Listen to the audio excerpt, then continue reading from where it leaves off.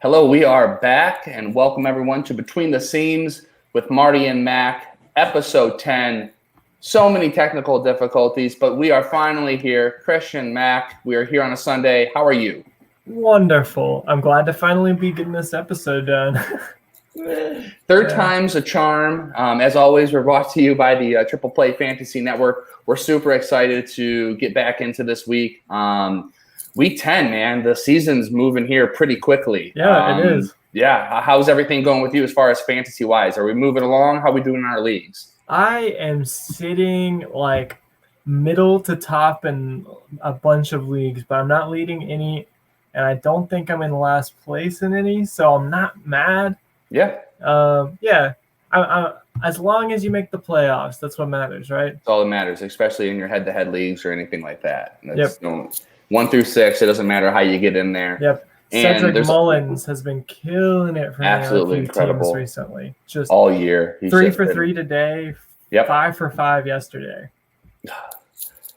And he was free. I mean, no one drafted him, really. No. You probably, unless you're in a 30-team dynasty league, you probably didn't draft him. So, kudos to everybody here. And let's hop into let's review week 9. We'll start with the hitters. So, Mac, how did we do last week?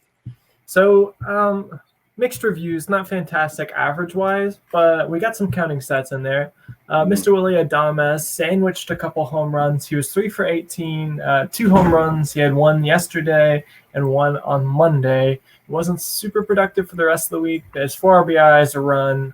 He actually just hit a ball, I think, to the warning track. It was a barrel that was a line out. I saw that. Follow MLB Barrel Alert on Twitter? I saw that in my barrel alerts. Yep, there it is. Yep. Yeah, so I love it. It was a line out, so we almost had another to end the week, but it's a good sign though. Damas is hitting the ball hard all the time, so I like it. I like him rest of season really. And then Anthony Santander was my second guy, and he went 4 for 18 through Saturday with 4 singles. He scored a couple runs, got an RBI.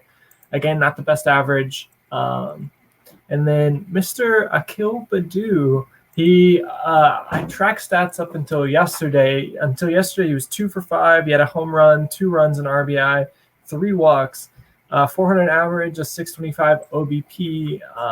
But today, from what I heard, I didn't keep up with him, but I heard he stole a base today. So he's 6 for 6 to start his career. Yep, exactly. He's 1 for 3 today with a stolen base. He's leading off for the Tigers after 2 games off. So, yep. So I don't know why.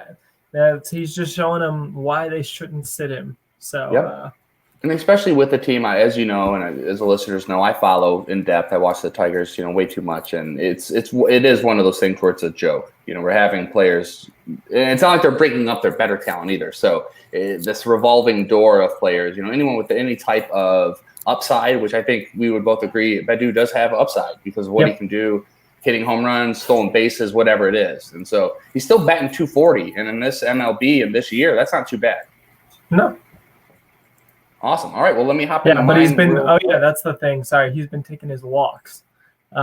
Since he adjusted, he was striking out all that at the beginning of the year, but he had 3 walks already this week. And as I mentioned when I said that you should pick him up, he had a 538 OBP over the last 2 weeks. So this is 3 weeks in a row with an OBP over 500.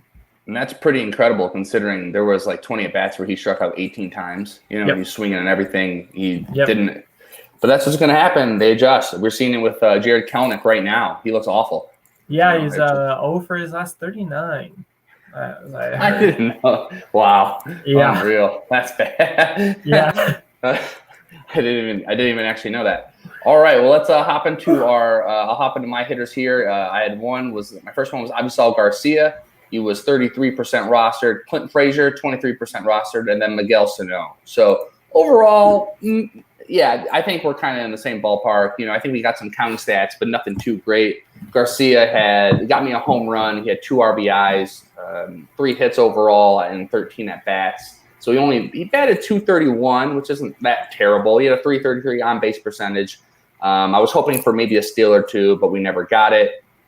Clint Frazier for the Yankees. So I was kind of, piggybacking on what I hope would be some kind of a renaissance for him. after being so poor to start off the season. I saw a little bit of light, and then that light, and you've talked about this before, Mac, when you try to ride the wave, you get it when it's crashing, and that's what I did with Frazier. Poor Frazier. I just want him to get going. I traded him in a dynasty for Tyler Mahle in the offseason.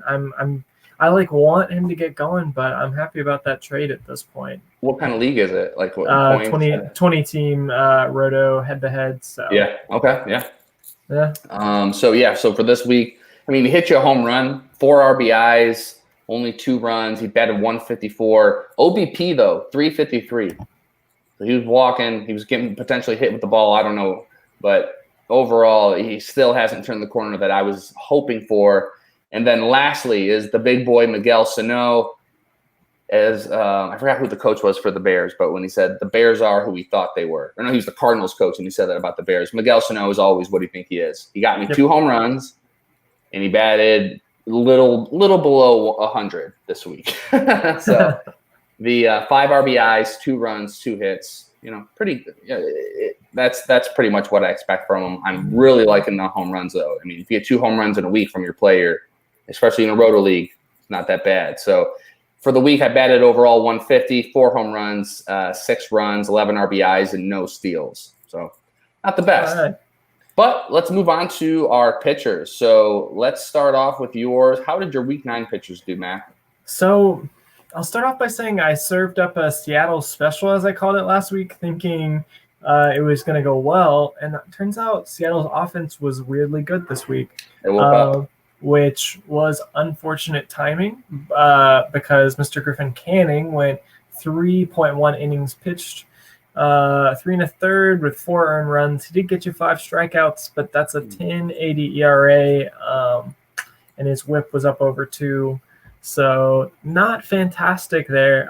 Canning just continues to be a cherry bomb of a player because he just blows up in your face. It's a roller coaster, like Nick says from Pitcher List. That's I think the Angels are full of cherry bombs. Jose Quintana, Andrew Haney, Griffin Canning. All those guys could get you like 11, 10. Even Dylan Bundy. Even Dylan Bundy at this point, yeah.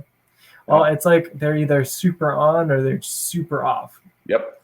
But Mr. Robbie Ray gave me a pretty good outing against Miami. He went 6 innings, had 1 earned run, 2 walks, 9 strikeouts, and that's the big thing with Robbie's been those the walks being down. Yes. So only 2 walks in a game. I mean, previously Robbie Ray, you'd see him go 5 innings, 8 Ks, 5 walks. Yep. And like 3 runs. Yep. So and potentially, just to devastate your ERA. You just don't know with him sometimes. Yeah. So I was pretty happy about this 150 ERA. And then James Caprielian did not do great. So the good news is over 21 innings pitched, he has only 7 earned runs, 21 1/3 actually. But the bad news is that 4 of those came this week against Seattle through only 3 2/3. He only got 3 strikeouts. So the last time he saw Seattle, he went 7 scoreless against them. This time it was 3 2/3 with 4 earned runs. So that happens with rookie some. So his ERA is pretty sparkling through his first 21 innings, but this put a pretty big thing in it. He's still got an under 3 ERA. But so I think moving forward, I think he's a hold. I think someone that you probably still want to use. Yeah. Most of the time. A lot of those the A's are really good at squeezing the value out of pitchers who. The A's are just good at squeezing out value out of anyone. So it's true because they're not going to pay. That's all they do. If the value, it has to be value, or they're not paying. Yep. All right. Well, let me look at my pitchers here. So Alek Manoah starting off, number 2, Framber Valdez, and then Anthony DeSclafani. So Manoah, our boy, our cover athlete for Week 9, he struggled. It's going to happen, right? And what I thought was most interesting, this is what Toby was talking about. He's our graphics designer, Triple Play here. He got hit with a comebacker in the leg. Next thing you know, he serves up all the home runs. So is that something? I don't know. His fastball was down. Everything didn't look as good as it did. His time against the Yankees. So he only went 3.1 innings. He had 5 Ks. So the Ks were still there. 10.80 ERA. With a 2.10 WHIP. So obviously That's a cherry bomb, as you would just say. So you got to stay away from those. But hey, it's going to happen. Then it was, let's see here, Framber Valdez. So gotta love what I don't know if you roster him at all, but I had him so much moving into the season, and so it's nice to see him come back and actually do some damage. Yep. So against Boston, he went 7 innings. He had 10 Ks, 1.29 ERA, and a 1.00 WHIP, and he got you the quality start. About as good as it could have gone. So I really, really like that pick. Moving forward, he's still only 70% rostered. That's 8% up from yesterday. But in Yahoo leagues, he's still out there. I scoop him up. Yeah, especially because his injury was a freak injury. It's not like he had an arm problem. It was like a fractured finger on a comebacker. So there's no real concern going forward. No, and you talk about this a lot. I think Houston, and you can correct me if I'm wrong, they're one of the teams that you believe in as far as developing pitchers, for right? sure. Yeah, because Luis Garcia is a rookie this year. I mean, that whole team is just full of guys who are full of like young developed pitchers, homegrown. Jose Urquidy, Framber, Christian Javier, all those guys. Yep. They do a really good job with that pitching staff, so I don't see that turning around anytime soon. So, and then lastly was Anthony DeSclafani. So he went against the Cubs. He did great. 6 innings, 4 Ks, 3.00 ERA, 0.67 WHIP, and got me a quality start. Tony Disco. That's what he's done all year. Tony Disco, baby. And the Cubs have turned it around. I mean, they're top 5 in, I think it was Xwova or one of those ones where a couple weeks ago the Cubs were one of the worst offensive teams. So that's why you don't ever buy into anything too early in the stats. And knowing that the Midwest is absolutely freezing in the first 2 months of the season always is a big part of this equation. Yep. So, all right. Well, those are let me actually recap. So my week 9 pitchers, I went over 16 innings, only 7 earned runs. So that was for a 2.30 ERA, 1.25 WHIP, got you 19 Ks. Not too bad overall. Yep. But now let's move into week 10. So I think this week, I feel like this is going to be a breakout week for both of us. I can just feel it. I feel it. We've had middling success the last couple weeks. I think some on both sides. Some not so great. Exactly. Yeah. So I think on both sides of the ball, this is where we turn it around. Mac, who do you got for your week 10 hitters? All right. So I've got a couple guys who are returners to streaming because, again, there's only so many guys you can put in this category. Yep. And sometimes it's crazy that people aren't getting picked up. Yeah. So speaking of, first guy, Kyle Seager, 59% rostered. Kyle Seager has been, as I said earlier, the Mariners offense picked it up recently. Yep. Seager's been hitting the ball pretty well. He's always hit the ball well. Yep. I mean, that's the thing is he is not going to be a high average threat, but when he's super streaky and he averages, it's like he's hit 20 to 25 home runs for like the last 5-6 years. He's one of the all-time one of the all-time WAR leaders for the Mariners. Just solid day in, day out. He has some really bad streaks, but he's facing some poor pitching staffs. He gets the Angels and Detroit this week. And I like to ride the hot hand when you can with Kyle Seager because his streaks tend to last longer than just like a week. It'll be a couple weeks in the season. And then actually for week 10, it's Detroit and then Cleveland. They're playing the Angels right now. So even better, actually. Yes, because don't they get the Angels tomorrow? They have one. Let's see. Tomorrow's their off day. Then they play Detroit. Okay. Then they play Detroit. In Detroit, which is a classic pitcher's park. And then they go on the road against Cleveland. I mean, they got Bieber, but other than that, not good. So yeah. So I like Kyle Seager a lot. I mean, I like him rest of the season if you need a corner infield guy in a deeper league. So but 59% roster in Yahoo leagues. Got you a steal too last week, real quick. Yeah. So I mean, I picked him up. He does that every now and then. He does. He's a sneaky runner, but he picks his spots well. The second guy's a little bit of an interesting season for Cesar Hernandez. So I'm thinking about like trying to dive into his profile a little bit because it's really interesting. So he's 15% rostered. This is a little bit of a dice roll, a little bit of an upside dice roll. Yep. He has been in the league for a while. Like he's over 30. And this is the hardest he's ever hit the ball, ever. He had a multi-home run game this week. Which is really interesting. He's more of a high average, high OBP guy, and right now his average is down. Last year, he batted kind of the flip. Yeah, last year he batted 280, but he's had a little bit of a power surge. But here's my thing with him is he's hitting the ball harder than ever, and he has a 245 BABIP, which for me I think that means the average is coming because he's always been a high average guy. He's been a little unlucky lately. So far. Yeah, but he's got a 10% walk rate as well, so he's got a pretty high floor, and he usually sits around 10 to 13%. 13's the highest I think he's had in his career. But is he still stealing bases? Is he still? I don't know. He does that every now and then, I think. Okay. But because guys usually start that speed decline post 30, and I think he's 31, 32. So I don't think he steals as much, but he's still hitting, I think, at the top of a Cleveland lineup for the most part. I got to be honest, I don't watch a ton of Cleveland games, so I don't think anyone's going to fault you for that, Cleveland fans included. But from what I see from him and what I'm looking at in his profile, I've been really interested.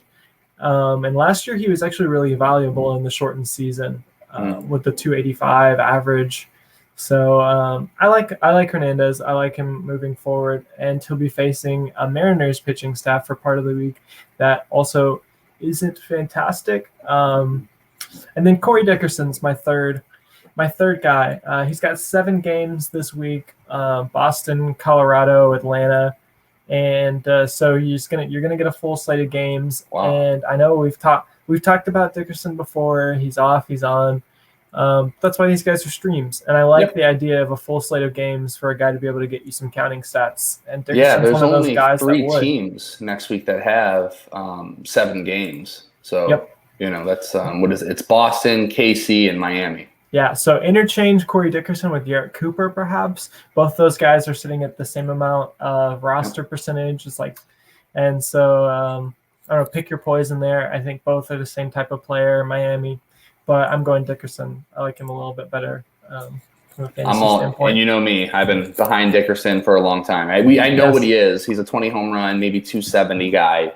Maybe gets just 5 steals or something like that. But at this point, it's something you can take. And with Jazz back in the lineup, I really like the Marlins a lot more, as far as run production standpoint. So that's awesome. We will see. All right, let me take a look at my hitters here. We'll start off with the vet, Mr. Justin Upton, who is on the Angels. As now, everyone knows he's on the Angels, but I had to look at it. I was like, because he's been on so many different teams over the years. I was like, he's on the Angels, right? But look, okay, he's on the Angels. I was the only one that was tripping out on that. But anyway, I'm going to go with him next week. He's turning around. I mean, he's a vet. This is what he does. I mean, he's got 12 home runs already on the year, and he's batting around 200. So I don't expect the average to be there, and I really don't have a problem with it. His average exit velocity, 91 percentile. Max exit velocity, 98 percentile. 90th percentile in barrel percentage. So he's hitting the crap out of the ball when he does connect. And I'm just expecting just a hot week from him, piggybacking off the couple of solo shots he's hit over the last few days. So we'll start off with him. He's only 13% rostered again. Number 2, Harold Ramirez. And as you'll see, he'll be our thumbnail, our cover athlete for this week. He is 1% rostered. So for those who, like Mac already said, may not be watching as much Cleveland baseball out there, he's the outfielder for the Cleveland baseball team. He's hitting 4th in the lineup almost every single day. So the opportunity is there. In the minors, he batted 303, and he's been in the minors for a while, 8 years there. So he's been battling to get up. So we've seen him a couple times over the last 2 years, but now he's finally looks like he has a spot. When he was in the minors, he batted 303 with 95 stolen bases. He already has, a few stolen bases this year. His sprint speed's in the 88th percentile. His max exit velocity is in the 94th percentile. So, he has that kind of what we're always looking for, the pop, the speed. So far this year, he has 2 home runs, 11 RBIs, 2 steals, and he's batting 258. So I don't think he's that great of a player overall. He doesn't have the prospect pedigree that we would love to see, but he's going to be there. He's going to be playing every single day, and he has the opportunity to get you some steals. And 1% rostered, he's literally free. And then number 3 will be AJ Pollock. So the old vet, he's back. The Dodgers really need some outfield help. So I'm glad he's back from that perspective. You know what he is. He's going to hit you home runs. This year he has 4. He's batting 273. He has 18 home runs and even 2 steals. So I think he has 6 games this week, 3 versus Pittsburgh and 3 versus Texas. 2 really bad pitching staffs. So fire up AJ Pollock. He's going to be playing as much as possible. He might, I don't know if he'll play him all 6 games, but I definitely think he'll get 5. So again, my 3 are Justin Upton, Harold Ramirez, and AJ Pollock. All right. Mac, who do you got for your pitchers coming up here for week 10? Okay, so speaking of rolling the dice a little bit, so I got the Seattle special on the other side of the ball, I guess. Okay. I didn't really mean to do this, but here's what's happening. So first, we got Matthew Boyd, and he's facing Seattle. Matthew Boyd for the Tigers. He hasn't had a win since April 13th, so I'm not exactly riding the hot hand here. Right. And he's looked a little rough recently, but I just think that has to end soon. I think Boyd's too good of a pitcher. We always know him as a streaky guy, and he looked really good for the beginning of the season. Now he struggled, and I just think that that's going to end eventually. So maybe strikeouts are always there, right? Yeah. They're down so far this year, so I'm expecting him to kind of get back to where he's always been for the last 4 seasons. Yeah, I mean, so if you can't start him against a team like Seattle, then I don't know, maybe he's not startable. But he can't be. I mean, they've been no hit twice this year. Yeah, they're bottom 5 in all offensive categories. So, but you said they kind of did wake up a little bit, but yep, I don't think it'll last too much longer. Yeah. My 2 other streams are I've got Chris Flexen. So Flexen's been an interesting guy. He gets Detroit in the middle of the week. He's 7% rostered. I've got Flexen in that 20-team dynasty I was talking about, and he's quietly been like really good.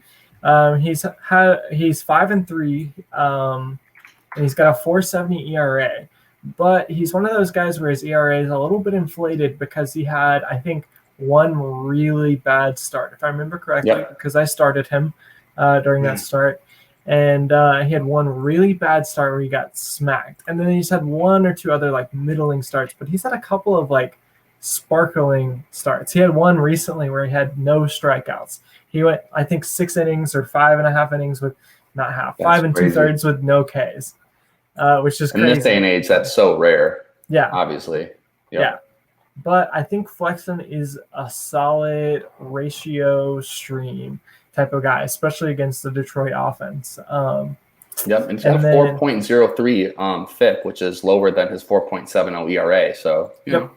I mean, this is a little bit of a dice roll, but I've watched him some. He pitched in the Korean League for a while before coming back and signing with Seattle, and he was really good there. And it's a little bit of an adjustment period, but he made a big pitch mix change since he was last in the league. And I like what he's been doing so far. And then finally, we got Justin Dunn, who is 6% rostered. He gets Cleveland, the Cleveland baseball team. And speaking of another guy who's quietly had a really good year, he's 6% rostered, but he has a 3.18 ERA and a 1.19 WHIP so far this season through over 45 innings. Wow. So he's flown under the radar a little bit, but I mean, under my radar too. Yeah, me too. Wow. He's getting a not great Cleveland offense, but sitting with that 3 ERA and a 1.19 WHIP, not bad at all. So I looked into his profile a little bit, and he was someone who was on my radar at the beginning of the year, and then I just haven't heard that much about him. So I don't know. Yep. And then final shout out to if you're gutsy, Vladimir Gutierrez is a pitcher for the Reds. He's a rookie. He's come up. He's had 2 starts where he's gone 5 innings, both starts. And he is a really interesting guy. As we talked about, Reds are one of those teams that you kind of trust to develop. Mm-hmm. He's just sort of my 4th shout out. He going against Milwaukee, who's been terrible. Yes. Not a great offense. And I think that this would be the start where I pick him up just to see if what I'm seeing is real. I might pick him up. I'm not going to recommend him to you, but for those with balls of steel, perhaps Vladimir Gutierrez would be a guy to pick up. Well, I think he's definitely someone you want to get on, your radar and just kind of see what he's doing, because at Chicago, at St. Louis, I mean, that's not nothing, going into those places. And he took one loss and one win, so he's 1-1. So keep an eye on him. All right, and I'll hop into my Week 10 pitcher. So we're going to start off with number one, a celebration, a welcoming back of Tony Gonsolin to the Dodgers. Absolutely, welcome back, Tony. We have missed you. He's one of my favorite pitchers to watch. I think part of it is because it's so scarce because of the way the Dodgers have, kind of just let him not pitch too much. But I think this is going to be the first time where he has a spot in the rotation. They're going to let him unload. And his first game back, he's going against the Pirates. It's the perfect team to go against. I think he'll be shooting around 75 pitches. I think his last simulation game or his last game, it got rained out or something like that, or he was sick or something weird. So you don't expect him to go the full 5, 6, 7 innings or whatever it is. I think he'll settle around 70 pitches, 75 pitches, so wherever that takes him. And that actually leads the road to his second start. So he's possibly a two-start next week against the Pirates and then Texas. And Texas hasn't been too good offensively either. So he's 50% rostered. He is a guy that is on your waiver wire who you can pick up and probably keep the rest of the year and enjoy it. The wins are going to be there. Number two is Marco Gonzalez. So about a month ago, Mac, I completely swore him off, and I swear I'm not coming back. Never going to happen. He went on the IL. He came back, and again, he's doing pretty good. But most importantly, he's going against the Detroit Tigers. So so we really are recommending Seattle to just pick up some Seattle pitcher this week. I mean, they're playing Cleveland and the Tigers. So come on now. You have to. I mean, those are literally any variation of a Cleveland, a Detroit, or a Seattle pitcher, because they're all facing each other this week. Yeah, it's going to be just horrible baseball all across. And I'll be watching it, so I'm excited for it. But looking at Gonzalez, so currently, if you look at his StatCast page, it is blue across the board. Literally every single category is either dark blue, or completely blue. It's just, he's Mr. Freeze right now. Take a look at it. It's pretty amazing. So there's really no other reason to stream him other than the fact that I know how bad the Tigers lineup. I know how savvy Marco Gonzalez is at limiting hard contact typically, not this year, but usually. I think he's going to be just fine. So if Seattle gets absolutely blown up all this week, then I don't know what we're going to do, but hey, it's definitely possible. Lastly would be Robbie Ray. So piggybacking off, Mr. Ray, who you rostered last week, the matchups are tough. He's at White Sox, at Red Sox. Framber Valdez actually did well against the White Sox. So that was I was kind of nervous about that. That actually worked out. But as someone who I never have any confidence in Ray until right now. And that's what you were going into before. I'm feeling good about it. The K's are going to be there. It's always a crapshoot whether or not he's going to. I mean, he's limiting his walks, like you said. He might have the one or two big innings that absolutely destroys you, but I've just been really, really. I've been watching the starts. Everything looks good. See, this is a gutsy stream here of either of these, because these are two of the top 3 offenses in baseball right now. I'm feeling it. I'm going for it. I'm swinging for the fences, and hopefully they won't be on him. Hey, you can't win without any risk. Can't stream against Detroit every week. Exactly. We're the fun and nappy. Although our numbers would probably be really good. But so that's Tony Gonsolin, Marco Gonzalez, and Robbie Ray. Those are my final 3 pitchers for Week 10. Mac, we did it. We made it through. Done it. Nothing's crashed. We did it under 30 minutes. All of the good stuff. Feels good. Amen. Congratulations. We hit record. All of it. We did it all, right? We did that too. We did it all. Oh my God, we're professional. What do you have planned for the rest of your Sunday evening here? Sunday evening, I might play a little spike ball, It's raining. There's an air show outside right now. I don't know if anyone heard any of that. No, I couldn't. There's some fighter jets. The town that I live in, fighter jets sometimes just fly over. It's like a thing that you just are used to. I don't know. Yeah. It's a weird thing. Cool. But it's fun. Awesome. What do you got going on? We got I picked up Garrett Richards this evening to go against the New York Yankees because in my head-to-head categories league, I am tied in wins and quality starts. Oh, good luck with that then. There wasn't much on, and I've already blown it in ERA and WHIP, so it doesn't matter. May as well, I need some Ks. Just let the mustache guide you. Exactly. All right. Well, that will do it for me. Again, you can always find me on Twitter at Marty_Tallman. This has been week 10. Mac, where can the fans find you on Twitter? You can find me on Twitter at jchristianmac. And yeah, it's where you'll always find me there. Always there. All right. Well, hey, we did it. Week 10's in the books. We will see you next week. Have a great one, guys. Bye-bye.